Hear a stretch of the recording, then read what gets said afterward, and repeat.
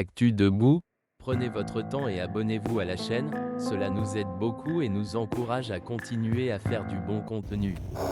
Si vous aimez la vidéo, DONNEZNOUS un pouce en l'aimant, merci et profitez du reste de la vidéo. Tony a dit, alors que les gens sont en train de se laver les mains avec du champagne, sont en train de vivre avec l'argent du contribuable. C'est ça la réalité. C'est ça la réalité. Donc, voilà ce que je voulais dire sur le sujet de la Société Générale des Grands Moulins du Togo. Alors, je tombe sur le quatrième sujet, la CET. La CET a publié un communiqué cette semaine, soit disant qu'elle est en train de lancer une enquête pour voir si les Togolais sont satisfaits de ces prestations. Un instant, s'il vous plaît. S'il vous plaît.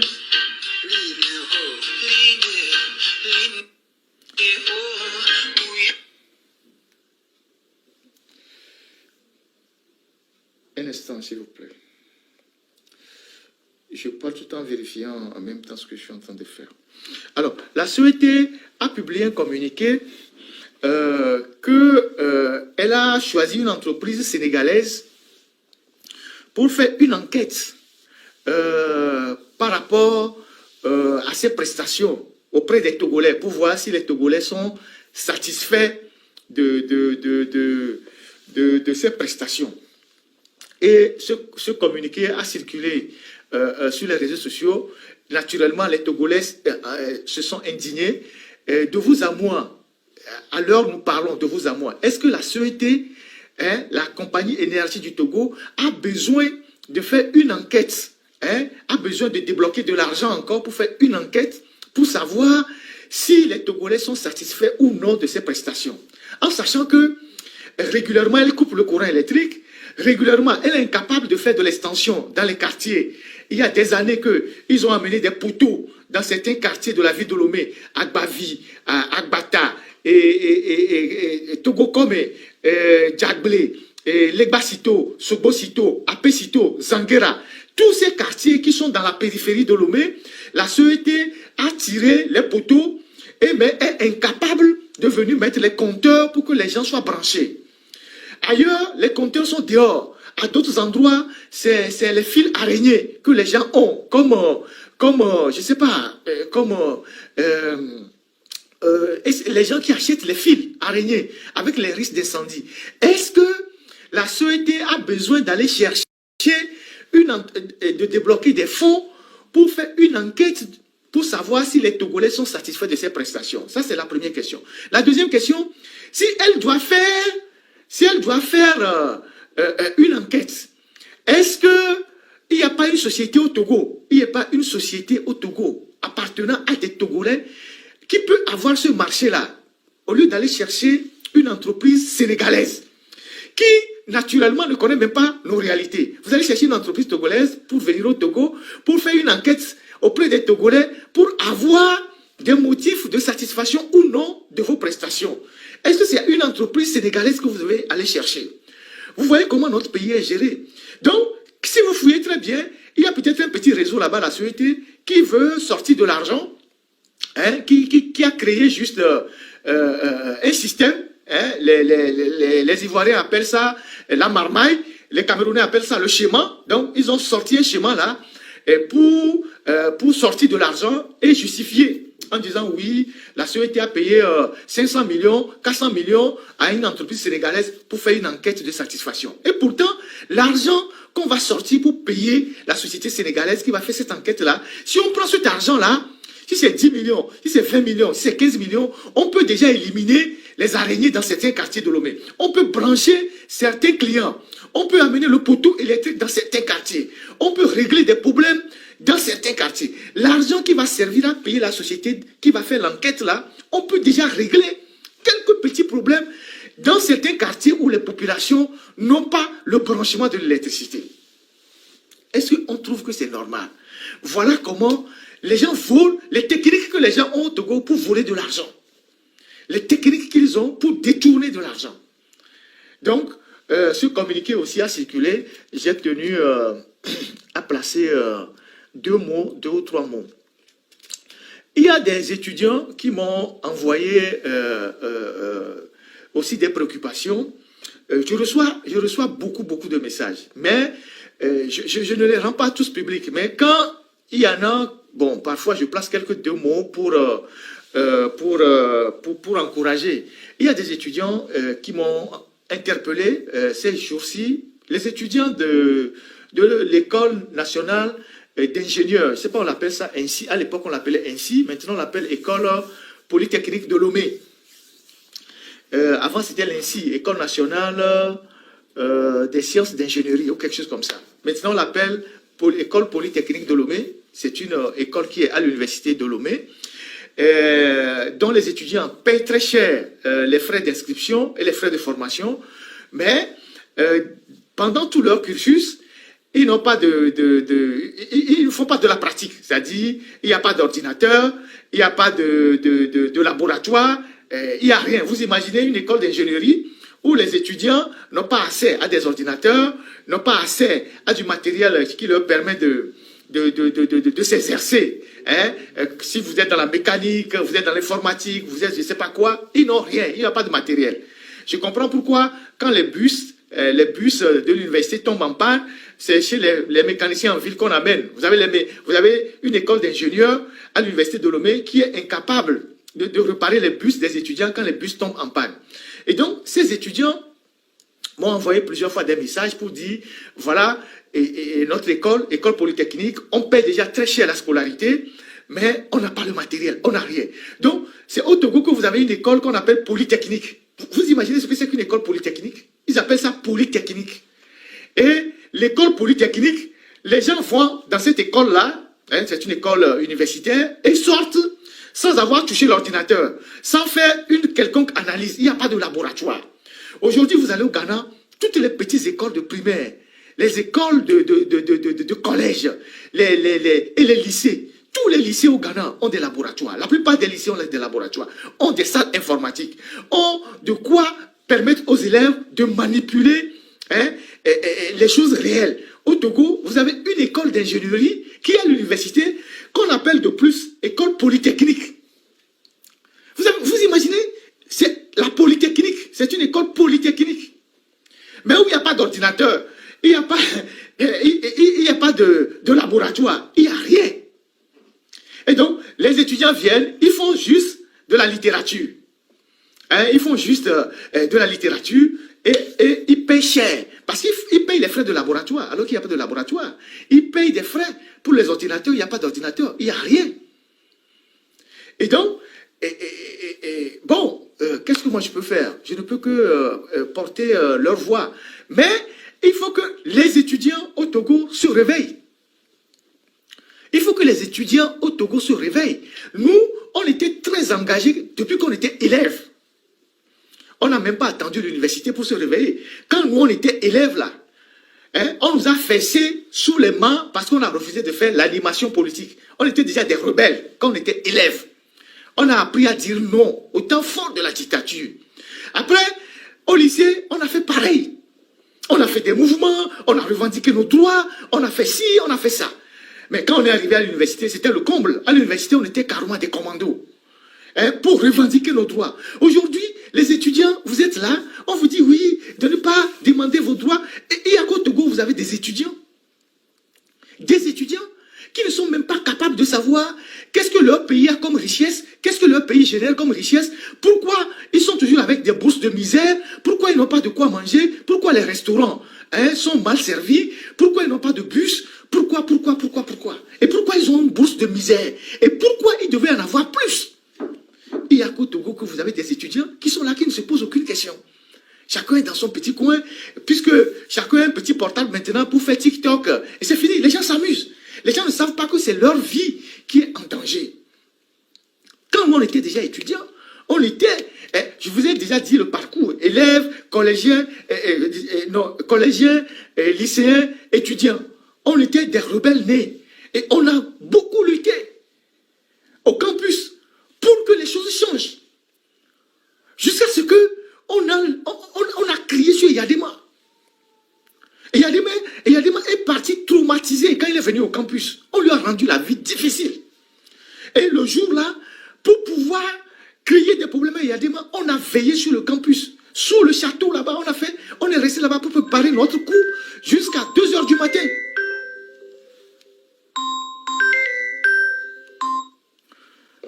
2 h, 3 h du matin. On a revendiqué nos droits. On a connu l'exil pour ça. Mais on est fiers d'avoir fait quelque chose pour l'université. Aujourd'hui, vous êtes des étudiants et vous êtes même incapables de revendiquer vos droits. Vous êtes incapables. Vous avez des amphis qui sont débordés. Vous n'avez pas l'argent pour acheter ce que vous appelez les crédits. Les cours sont bâclés. Les enseignants, dans les amphis, il y a des saletés. Les amphis ne sont pas bien propres. Vous êtes dedans. Mais vous ne demandez absolument rien. Donc, vous êtes là, vous envoyez des messages. Grand frère Ferdinand, il faut faire ça. Mais quand on était au campus, on était des commandos. On était des commandos. On affrontait tous les dangers. Moi, je faisais partie du club de karaté du campus. C'est vrai que j'étais pratiquant déjà depuis le lycée, mais j'étais membre du club de karaté du campus. Entre les deux cités-là, la cité B et la cité C, il y a une petite salle là-bas. Une petite salle je sais pas, c'est une salle de spectacle là. C'est là-bas on faisait les entraînements. Nous qui faisons le Shotokan, on faisait l'entraînement là-bas. Ceux qui faisaient le taekwondo, ils faisaient l'entraînement au campus Nord. Et le jour où les bandits, on est allé recruter les bandits pour venir nous attaquer sur le campus en une AG, où ils sont allés chercher des miliciens au quartier de Djouma c'est là-bas, où ils sont venus, ils sont allés chercher des karatékas aussi pour venir nous attaquer ce jour-là. Mais ça a été très chaud sur le campus. Mais les gens qui sont venus nous attaquer, mais, leur patron a été liquidé. Leur patron a été liquidé. Et c'est à la suite de ça, de cette attaque-là, qui a entraîné mort d'hommes sur le campus, qu'on a arrêté Belafia et Tchadjobo, qui ont fait la prison, je pense, 6 mois, et tout ça. Les gars, ils sont arrivés avec les machettes, les gourdins, mais on leur a pas laissé le temps. Un jour, on était là, parce qu'on avait... c'est pas un maquis pas trop loin du campus, on était là et puis nos éléments sur le campus nous ont dit, les gens du ACAM étaient en train de faire une réunion au-dessus de la cité B pour nous attaquer le lendemain si nous devons faire AG. Et donc on était dans le maquis et nous sommes levés dans le maquis, on a pris nos kimonos, on a porté nos kimonos, la nuit là il était 23 h, on a porté nos kimonos, on était au moins 7 comme ça, on arrive sur le campus. On monte à la cité B là-bas. Dès que les gars nous ont vus, ils ont disparu, ils ont fui. On ne sait même pas comment ils ont descendu. Certains ont failli sauter par le toit. On est arrivé avec nos kimonos. Donc, la vie, il faut se battre. Il faut se battre. Il faut se battre. Il faut se battre pour ses droits. Il faut se battre pour ses droits. Parce qu'on était dans un environnement très dangereux et hostile. Il fallait avoir tous les instruments avec lesquels tu dois te défendre. Donc, notre groupe, il y avait des taekwondo dedans, il y avait des shotokan dedans, il y avait des judokas dedans, et on faisait régulièrement des entraînements pour notre propre sécurité.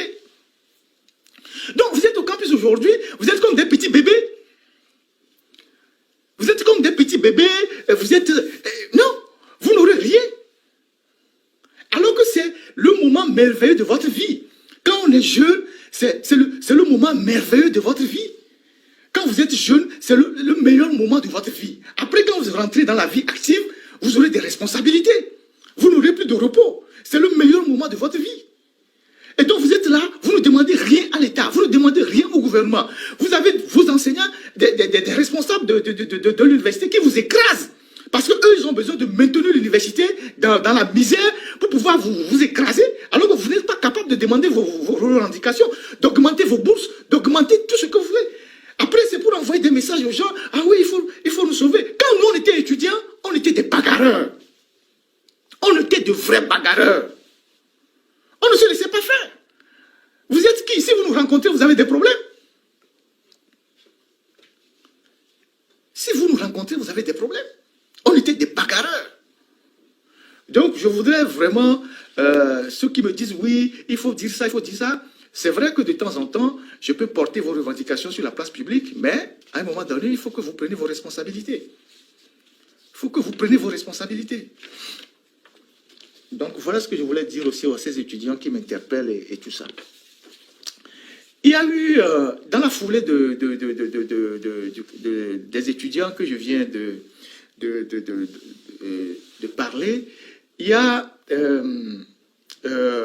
en parlant des gens de l'INSI qui n'ont même pas les gens de l'INSI qui n'ont pas de laboratoire, qui n'ont rien, qui ne font aucune pratique de ce qu'on les enseigne, je profite en même temps pour parler en général de notre système éducatif et de comment est-ce qu'on devrait normalement permettre aux élèves, déjà dès le primaire, de nourrir des ambitions, d'avoir de la vocation. Quand on était au cours primaire, moi j'étais au cours primaire quand j'ai visité déjà la brasserie. À l'époque, il n'y avait même pas encore vraiment une très grande clôture. L'état-major n'était pas clôturé. On est allé 2 fois ou 3 fois à la brasserie pour voir comment on préparait la bière. Déjà, nous étions dans les années 83, 84. 83, 84, 85. On est allé visiter la brasserie. C'est des sorties scolaires qu'on faisait pour permettre aux élèves d'aller voir la réalité de certaines usines. Ça permet de susciter des vocations. Il y avait la brasserie, il y avait une société qui fabriquait de macaroni. À l'époque, elle fabriquait de la macaroni. Et je pense que cette société qui fabriquait de la macaroni devait être une société de Saint-Vie de Tové. Il y avait une société qui fabriquait les allumettes. Togo Mathies, un truc comme ça. Togo Mathies ou quelque chose comme ça. On sortait les élèves pour aller regarder ces choses-là. Aujourd'hui, vous avez dans le système scolaire des élèves qui sont à Lomé, des gens qui sont à Lomé, dont les établissements scolaires ne les ont jamais sortis pour aller voir le port autonome de Lomé. Ne serait-ce qu'aller visiter le port, pour voir comment le port fonctionne. Voir ne serait-ce qu'un bateau. Voir un bateau, ce qu'on appelle un bateau. Nous avons la chance d'avoir un port à Lomé. Et vous avez les établissements scolaires qui sont au Togo. Et vous avez des écoles, que ce soit dans le public ou dans le privé, qui n'organisent pas des sorties pour permettre aux élèves d'aller par exemple au port autonome de Lomé, pour que les enfants puissent voir qu'est-ce qu'on appelle par exemple un bateau, les différentes sortes de bateaux. Il n'y a pas de sortie des élèves ou même des étudiants pour aller à l'aéroport, pour voir un avion. Comment on fait? Comment un avion décolle? Comment ceci, ce sont des sorties scolaires ou universitaires. Il n'y a pas... on a une société de phosphate. On n'amène pas les élèves dans cette société pour aller voir comment fonctionnent les phosphates. Comment est-ce qu'on extrait les phosphates? Comment on les transforme? Comment on le charge dans le bateau? On a des cimenteries. On n'amène pas des élèves là-bas pour aller regarder comment est-ce que les cimenteries fonctionnent. Ce n'est qu'en emmenant les élèves dans ces genres d'usines que les élèves vont avoir de la vocation. Il y a quelqu'un qui va dire, mais je suis allé au port aujourd'hui, j'ai vu comment le port fonctionne, demain je vais devenir transitaire, moi je vais devenir un agent de manutention, moi je vais devenir ingénieur, moi je vais devenir un marin, je vais devenir ci, je vais devenir ça. Vous amenez quelqu'un à la société des phosphates au Togo, l'élève va dire, mais demain, je pourrais devenir un ingénieur au niveau des phosphates, je vais devenir un mécanicien. Vous amenez quelqu'un à la brasserie, il dira, mais j'ai vu comment on fabrique la bière, comment on fabrique le Coca-Cola, comment on fabrique, je ne sais pas, n'importe quelle sorte de boisson. Demain, je vais devenir un ingénieur agroalimentaire, je vais travailler à la brasserie. Mais tout ce qu'on sait faire au Togo, c'est pendant les semaines culturelles, ou je ne sais pas quoi, c'est d'amener les enfants à la foire pour aller manger les brochettes et les saucisses. Là, il y a la foire de Togo 2000, là, qu'on vient de lancer là, pour une quinzaine de jours. Vous allez vous retrouver les élèves là-bas, c'est pour aller manger les saucisses et les brochettes avec des viandes frélatées.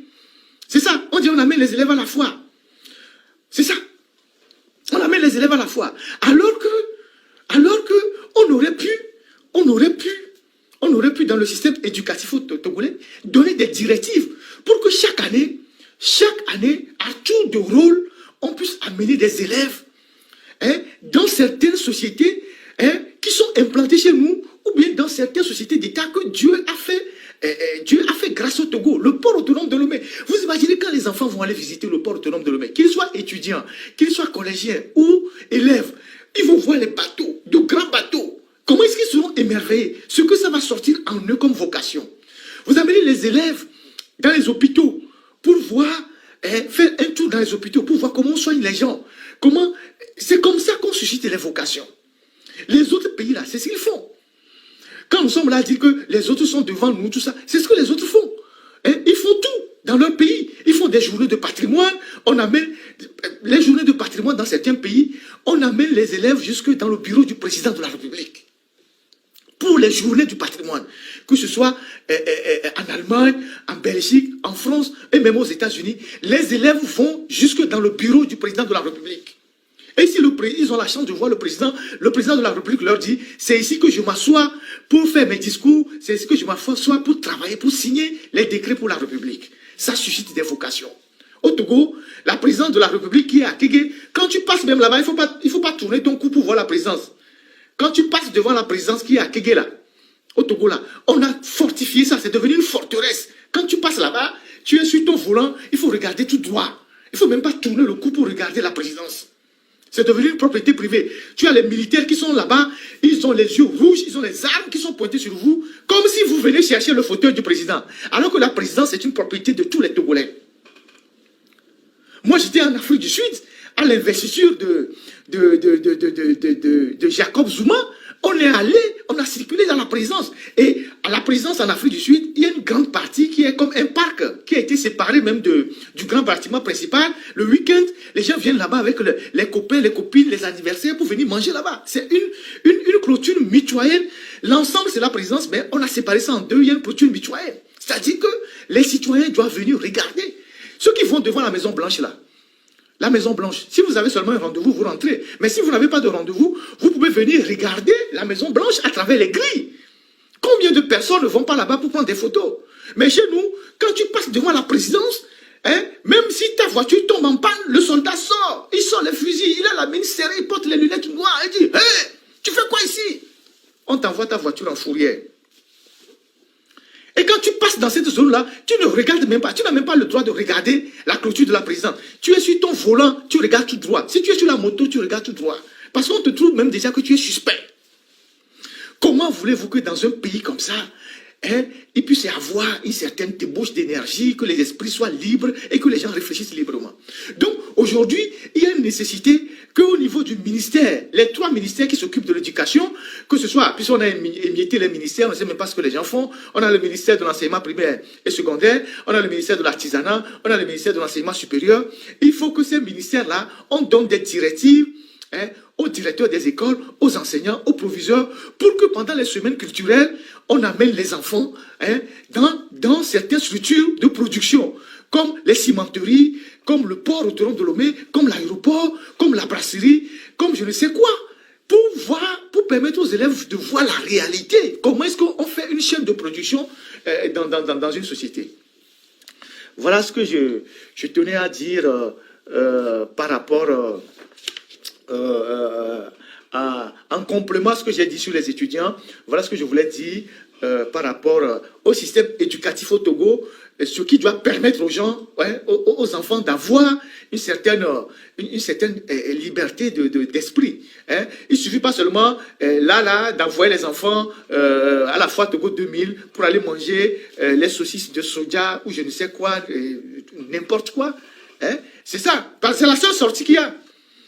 C'est la fin d'année, les établissements vont amener les enfants à l'école, je ne sais pas, à la foire Togo 2000. Et quand ils vont à la foire là-bas, à part acheter les ballons de baudruche qu'on appelle le auto, ils vont acheter quoi? Les enfants vont acheter, ils vont dire à leur maman, papa, maman, il faut rugby. Et voilà, il va acheter quelques jouets, et puis le reste de l'argent, tu lui donnes 2000, il va acheter. Quand il revient, tu lui dis, tu as acheté quoi? Il va dire que j'ai mangé saucisse de soja, j'ai mangé ceci, j'ai mangé ça. C'est tout. C'est les sorties scolaires, ça. C'est les sorties qu'on a, ça. On n'a même pas de musée. On n'a pas de conservatoire. On n'a rien. Pour que les enfants puissent sortir pour dire, je suis allé au musée, je suis allé regarder l'histoire de mon pays. Voilà, j'ai vu au musée